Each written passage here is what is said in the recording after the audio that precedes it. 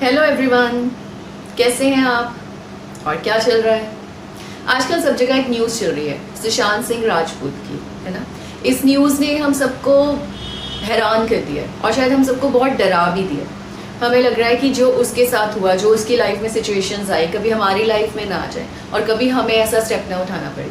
हम अपने आप को उस चीज़ से बचाना चाहते हैं, हम अपने अपनों को भी उस चीज़ से बचाना चाहते हैं और सबसे इम्पॉर्टेंट हम अपने बच्चों को उससे बचाना चाहते हैं, है ना।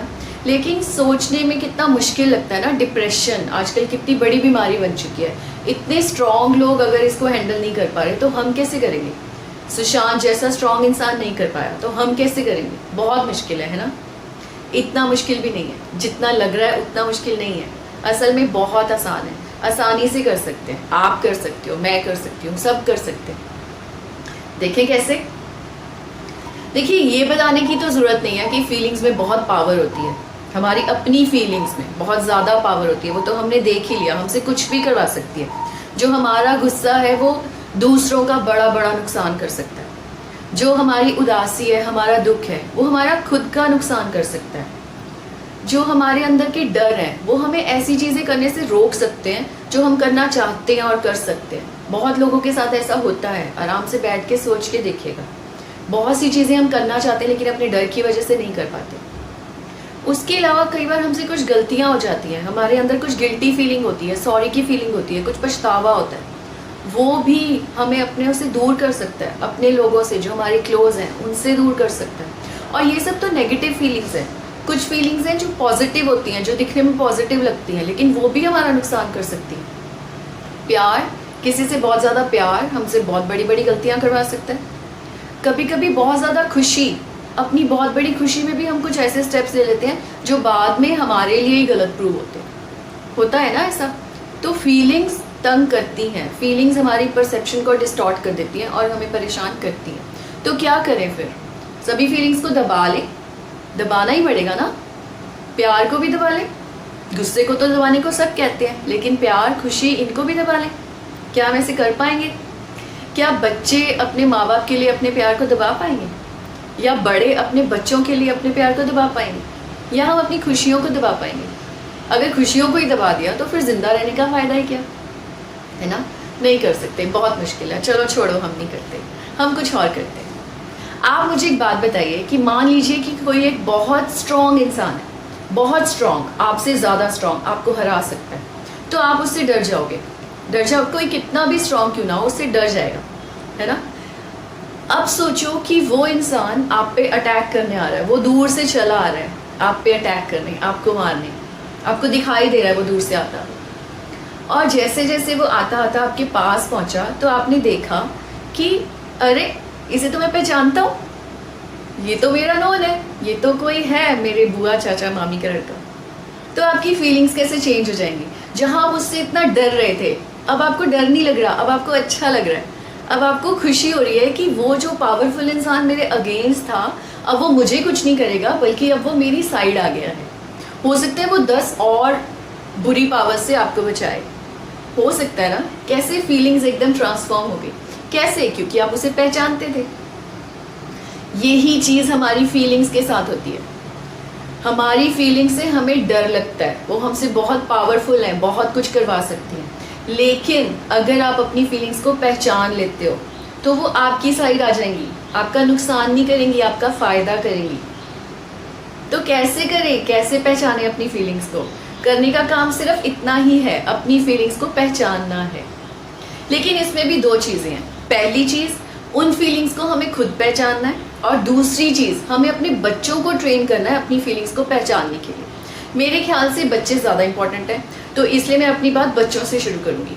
बच्चों को उनकी फीलिंग्स की पहचान कैसे करवाएं? बहुत ईजी है, कुछ मुश्किल नहीं है। देखिए, जो फीलिंग्स होती है ना, वो हवा में नहीं आती, वो एक ऑर्डर फॉलो करती है।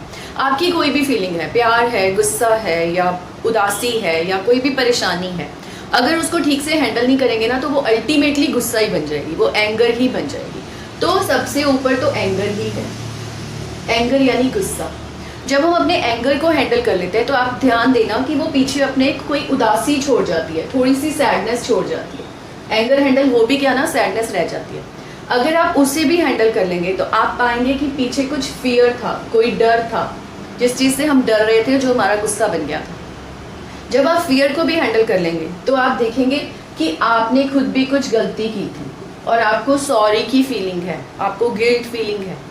जब आप वो सॉरी को भी बाहर निकाल देंगे फिर आप एप्रिशिएटिव हो जाएंगे, आप हर चीज़ को एप्रिशिएट कर पाएंगे, आप हर चीज़ में अच्छाई देख पाएंगे, जिस चीज़ पे आपको गुस्सा आ रहा था उसमें भी अच्छाई देख पाएंगे। यही ऑर्डर फॉलो करती है ये फीलिंग्स हमेशा। कई बार ऐसे होता है कि इन फीलिंग्स को हम हैंडल नहीं कर पाते और हम सारी उम्र इनको अपने साथ लेके चलते हैं, अपनी पूरी लाइफ खराब कर देते हैं, लेकिन इन फीलिंग्स को हैंडल नहीं कर पाते। जबकि ये 15 मिनट का काम है, ये काम हम 15 मिनट में कर सकते हैं यही ऑर्डर फॉलो करके। देखिए कैसे, बच्चों की बात करें थे, बच्चों से कैसे करवाएं। देखिए जब आपका बच्चा सुबह उठता है या फिर जब वो स्कूल से वापस आता है या कहीं भी बाहर से खेल कर वापस आता है, तो कभी कभी वो बहुत गुस्से में आता है या फिर कभी वो बहुत भारी कदमों से या थका हुआ या परेशान सा आता है, या फिर कभी वो बहुत खुश उछलता कूदता आता है। उसे शायद पता ना चले पर आप नोटिस करते हो कि आज कुछ फर्क है, आज कुछ अलग है ना। तो ये फीलिंग आपने तो पहचान ली, फीलिंग नहीं पहचाननी पर इतना तो पहचान लिया कि आज कुछ तो है, कुछ बात है, इतना बहुत है। अगर आपने इतना पहचान लिया तो इसी चीज़ की पहचान आपको अपने बच्चे को करानी है।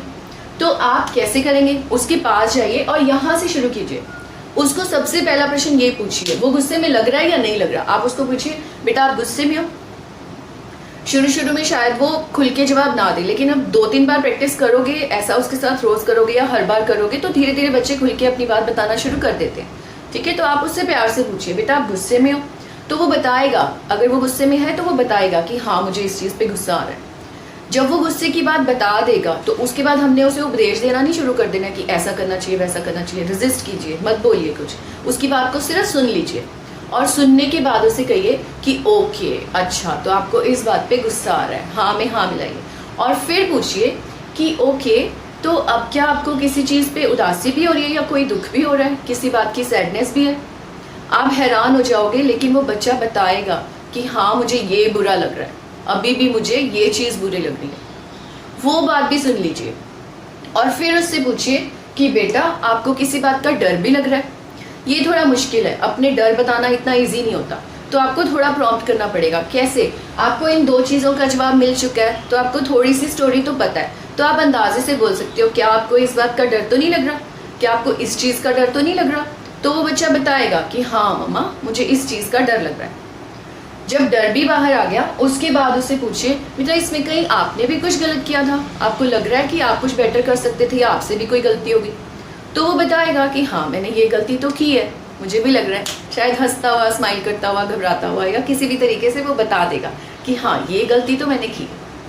जब वो गलती भी बाहर आ जाए तो फिर उससे पूछो कि जिस पे भी गुस्सा आ रहा है कि क्या उसने कभी कुछ अच्छा भी किया है या इस सब बात में उसकी कोई अच्छाई भी सामने आ रही है, कुछ उसमें अच्छा भी लग रहा है। तो वो भी बताएगा कि हाँ उसने ऐसे तो किया लेकिन ये चीज़ उसने अच्छी भी की, वो ऐसे कर सकता था लेकिन उसने ये नहीं किया, कुछ अच्छाई भी बाहर आ जाएगी। और जब तक आप यहाँ पहुँचोगे ना तो आप देखोगे कि गुस्सा गायब हो चुका है, अब गुस्सा नहीं है, अब वो वापस उसी इंसान के बारे में अच्छा सोच पा रहा है। और यही हमारा टारगेट है, हमको यहाँ पहुँचना है। अगर हम यहाँ हैं तो हम ठीक है, यही करना है। ये हुई बच्चों की बात। अब यही काम हमें बड़ों के साथ भी करना है, अपने साथ भी करना है। तो हम क्या करें, हम भी यही करेंगे। बच्चों से पूछ रहे थे ना, आप खुद से पूछो। जब भी आपको लगे कि आज मैं थोड़ी अपसेट हूँ, आज मुझे जिन चीज़ों को मैं पहले पसंद करती हूँ आज मुझे कुछ अच्छा नहीं लग रहा, मुझे गाना सुनना पसंद है लेकिन आज मुझे गाने भी अच्छे नहीं लग रहे, मुझे बर्ड्स की आवाज़ पसंद है या मुझे पौधों को पानी देना पसंद है लेकिन आज मेरा कुछ भी करने का दिल नहीं कर रहा, आज मैं थोड़ी अपसेट हूँ। जहाँ आपको पता चल गया कि आप अपसेट हो, या फिर ऐसा हो सकता है कि आपके कोई साथ वाले लोग, आपके साथ काम करने वाले, साथ पढ़ने वाले आपको अच्छे लगते हैं, आपके फ्रेंड्स हैं, लेकिन उन्होंने कुछ अच्छा काम किया और उसकी वजह से वो आपको अच्छे नहीं लग रहे, यानी आप जेलस हो रहे हो, ये भी होता है। तो भी आपको पता चलेगा कि आज आपका रिएक्शन उनके साथ नॉर्मल नहीं है। तो आप क्या करो, एक कॉपी और पेन लेके बैठो और सबसे ऊपर लिखो एंगर, आई एम एंग्री, मुझे गुस्सा आ रहा है। और जो भी रीजंस आपको लगते हैं वो सारे रीजंस लिस्ट कर दो। आई एम एंग्री बिकॉज उसने ऐसे ऐसे किया, क्योंकि उसने ये किया, क्योंकि मैं ये नहीं कर पाई, कुछ भी जितने भी रीजंस हैं उनको लिस्ट कर दो। जब वो एंगर की फीलिंग चली जाएगी, अपने आप चली जाएगी और अपने आप सैडनेस आ जाएगी। फिर आप लिखिए आई एम सैड, मैं उदास हूँ, मुझे बुरा लग रहा है क्योंकि ये हुआ, क्योंकि ऐसा हुआ, क्योंकि उसने ये किया, क्योंकि मैंने ऐसे किया, क्योंकि ऐसा होता है, क्योंकि दुनिया ऐसी है। ये सब लिखिए। उसके बाद आप देखेंगे कि आपका कोई दबा हुआ डर सामने आएगा। आपको डर लग रहा है, मुझे डर लग रहा है कि शायद ऐसा ना हो जाए, शायद वो ऐसे रिएक्ट ना करे, शायद मुझे ये चीज़ ना मिले, शायद मेरी ये चीज़ खो जाए, कुछ भी जो भी आपको डर आ रहे हैं वो सब लिस्ट कर दीजिए। ये इतना इजी नहीं होगा, फियर और सॉरी इतना इजी नहीं होगा, लेकिन करना होगा। रूल ये है कि जितनी लेंथ इसकी है उतनी ही लेंथ इसकी भी हो, उतनी ही लेंथ, सबकी लेंथ बराबर हो, तभी आपकी ट्रू फीलिंग्स बाहर निकलेंगी। तो अंदाजे से जितना आपने इसके लिए लिखा है उतना इसके लिए भी लिखिए, और फिर फियर के लिए लिखिए कि मुझे इस चीज़ का डर लग रहा है। जब आपके फियर्स निकल जाएंगे ना तो आपको सॉरी की फीलिंग आएगी। ये बहुत मुश्किल है सॉरी लिखना किसी के लिए जिसने आपके साथ गलत किया है, उसके लिए सॉरी लिखना बहुत मुश्किल है। और वैसे भी बच्चे कर लेते हैं, बच्चे आसानी से कर लेते हैं, लेकिन हम बड़े हो चुके हैं ना, हम सॉरी बोलना भूल चुके हैं। सॉरी बोलना हमें अच्छा नहीं लगता, लेकिन ये बहुत ज़रूरी स्टेप है, इसे कीजिए। चाहे तो अपने लिए ही सॉरी, आई एम सॉरी कि मैं इस चीज़ को हैंडल नहीं कर पाई, आई एम सॉरी कि मैं परेशान हो गई, कुछ भी लेंथ सेम होनी चाहिए। ये सॉरी लिखिए। उसके बाद आप अप्रिशिएटिव हो जाएंगे, आप उसको फिर से अच्छा दिखेगा, आपको दिखाई देगा कि नहीं उसने अच्छा किया, वो ये कर सकता था लेकिन ये किया, वो ये कर सकती थी लेकिन उसने ऐसा नहीं किया। ठीक है, आप वापस अप्रिशिएटिव हो जाएंगे। और उसको भी लिखिए किन किन रीज़न से आप अप्रिशिएट कर रहे हैं उस सिचुएशन को या उस इंसान को जिसने आपको गुस्सा दिलाया या कोई और फीलिंग दिलाई। ठीक है, ये भी लिखिए। और उसके बाद आप देखोगे कि गुस्सा चला गया। ये वो चीज़ जिसे लोग पूरी लाइफ नहीं हैंडल कर पाते, वो 15 मिनट में हैंडल होगी है। धीरे धीरे आपको इसकी प्रैक्टिस हो जाएगी और भी टाइम कम लगेगा। मैं करती हूँ, आप भी कर सकते हो, बहुत फ़ायदा मिलता है। जब अपनी फीलिंग्स को पहचान लेते हैं ना तो वो हमारी हेल्प करती हैं। आपका एंगर आपको हेल्प करेगा, एंगर में बहुत पावर होती है, वो पावर आपके हाथ में आ जाएगी। फीलिंग्स में बहुत पावर होती है, वो सारी पावर आपके हाथ में आ जाएगी। जो चाहते हो वो अचीव कर पाओगे। मेरी बेस्ट विशेस आपके साथ हैं, प्लीज़ इसको फॉलो कीजिए। और बच्चों से तो ज़रूर करवाइए, वो बड़े होकर इतने कॉन्फिडेंट बनेंगे और अपनी फीलिंग्स को पहचान पाएंगे, इसलिए वो इतनी सक्सेसफुल लाइफ के लिए आप समझो कि अभी से तैयार हो जाए। All the best to all of you. Thank you.